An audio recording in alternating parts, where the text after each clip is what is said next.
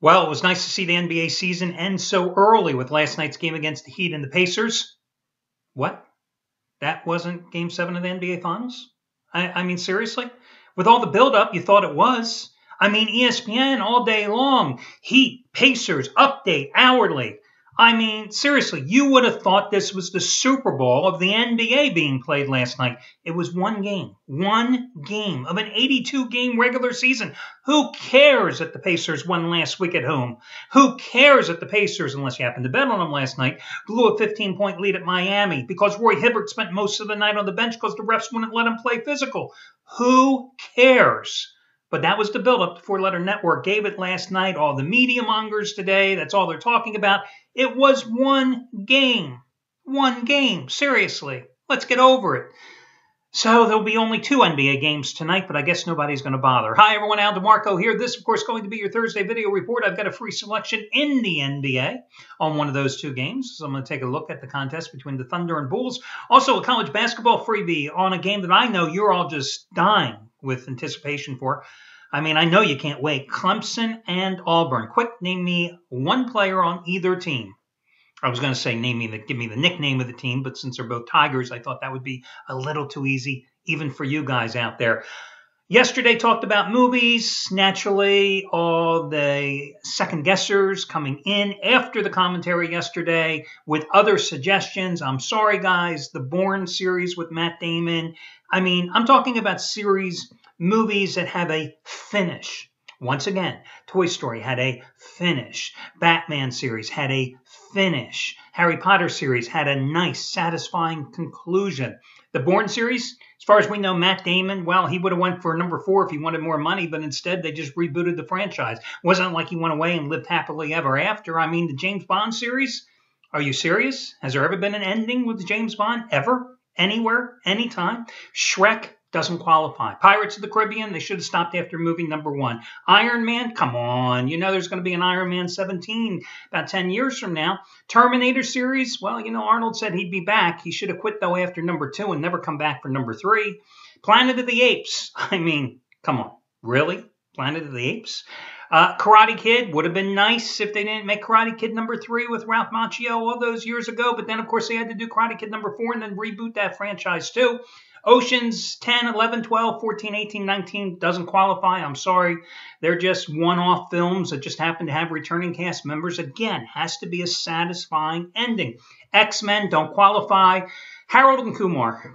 Okay, well, it's a personal favorite, but still not really even the Christmas one, although one of the all-time classics.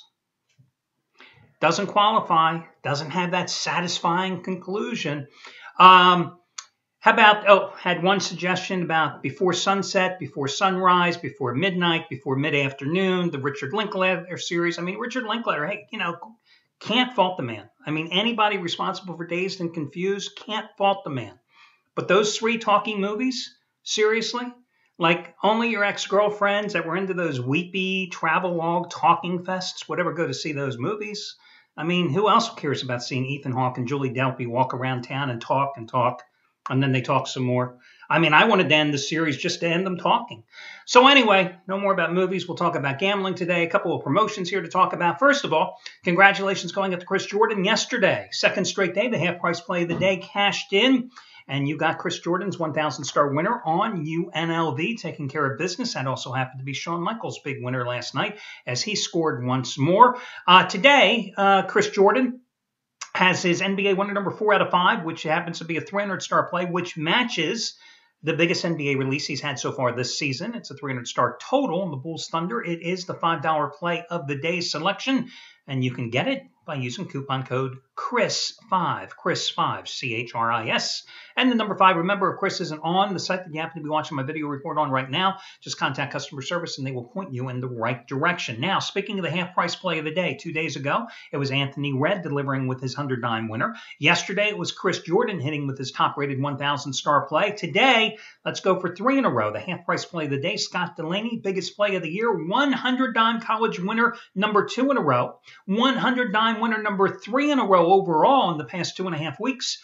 UCLA, try to say that quickly, UCLA and Duke meeting at Madison Square Garden tonight in another one of those make-believe college tournaments I have so many of at this time of year. 100-dime winner number 3 in a row. $10 bettors have won a little over $3,800 over the past 41 days following his advice. You can get it for half price simply by using coupon code. Ready? This is a tough one. It's going to challenge you. It's the word HALF, H-A-L-F, H-A-L-F. Or perhaps you want to save $27 off a single purchase today. Simply use coupon code SAVE27. Today, also, the charity play of the week. Looking for winner number 25 out of 36. Of course, last Thursday, I gave you the charity play of the week winner in the NBA. Tonight, I'm turning to Anthony Red, who was a perfect 4-0 over the past 4 days. As I told you just got one of his plays, his 100-dimer, a couple of days ago as a half-price play of the day selection. He's made $10 bettors $3,300 the past 4 days. Today, 59 NBA winner number 2 in a row, Spurs Warriors side, and you are going to get it absolutely free. Last night, FYI, hit his 75-dime winner number 5 in a row with Stanford outright over Connecticut. Nice win for Johnny Dawkins' crew. He better win a lot more of those games if he intends to keep his job next year. But beside the point, charity play of the week winner number 25 out of 36, you get it for free simply by using this coupon code. It's his last name, Red. Remember, that's R-E-D-D. R-E-D-D. You enter that when prompted in shopping cart. You get to play for free. You know the deal, guys. This is a program I established nearly 2 years ago. It helps others in times of financial duress and need. I give you a play. If it wins tomorrow, I'll put up a recipient that needs some type of assistance, especially at this time of year. How can you say no?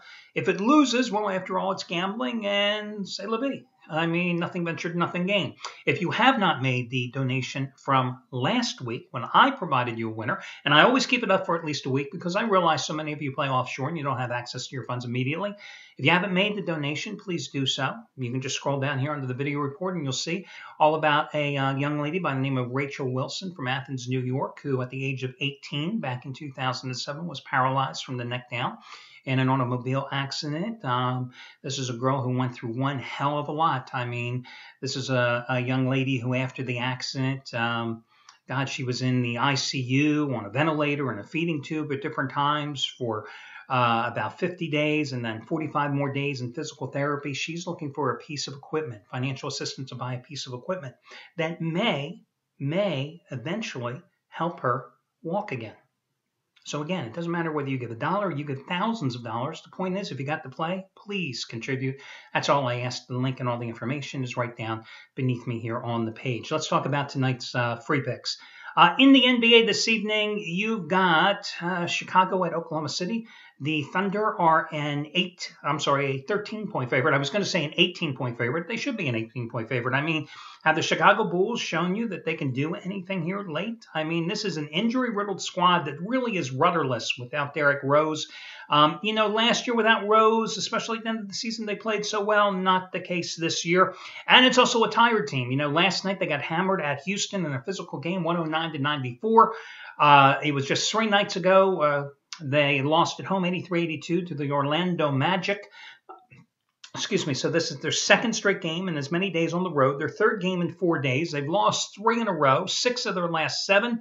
I got to go with the Thunder in this particular spot and lay the big number with Oklahoma City.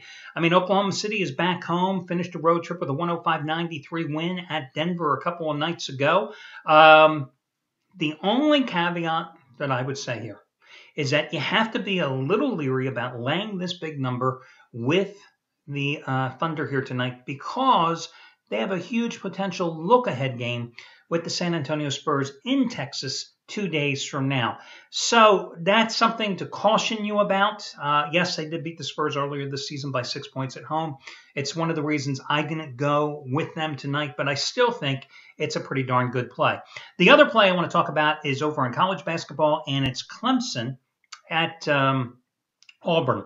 Auburn was the preseason pick in the 14-team SEC to finish last in the conference, and they've certainly done their part so far, living up to those projections. Listen, Clemson's a 5-point favorite in this one. Clemson's 8-2 in the season, but they have some nice quality wins. I mean, they beat Temple 72-58. They beat Davidson 85-54. Those two games came in the Charleston Classic. Now, true, they lost their only true road game of the season at Arkansas by 9 points, but that's not exactly something to be embarrassed about. Meanwhile, Auburn's gotten hammered in its last two games, losing to Iowa State on the road 99-70, losing to Illinois on the road 81-62. Clemson is not a great shooting team, okay? Clemson is averaging just a little over 68 points a game, shooting about 44% from the field. But this is something you didn't know in case you happen to be on Jeopardy tonight. Who is the #1 team in college basketball in terms of scoring defense and field goal percentage defense? The Clemson Tigers, guys. There you go. And to be honest with you, I didn't know until I handicapped the game. 51.7 points they're giving up per game on 34.7% shooting. They've got a big physical forward, KJ Daniels, 6'6" guy, who's averaging just about 18 points, a little over 6 rebounds, and 3 block shots a game. Again, go back to Auburn, a team that was 9-23 last year, including 3-15 in SEC play, and lost 15 out of 16 games at one point. Their wins this season coming against Nicholls State, Jackson State, Murray State, Tennessee State. What does that tell you? They can only beat teams that have the word state in their name. There you go. By the way, they lost to Northwestern State earlier this year, so maybe that's just not a valid hypothesis. But I'm looking at the number. I see Clemson's a 5-point favorite here. But let me give you the change up now. I'm looking at the total, 128. I'm seeing an Auburn team that can't score. I'm seeing a Clemson team that's tough defensively and can't score. Why not take the under in this road game? Once again, I think Clemson is the pick straight up, but I would rather play the under, which is sitting at 129, okay? So you give me a 62-60 game and we still got an under. You give me a 65-60 game, we still have an under. Why mess around with the point spread? Just play the under in this one. That'll do it, guys. Best of luck to you all, and I will catch you again on Friday morning.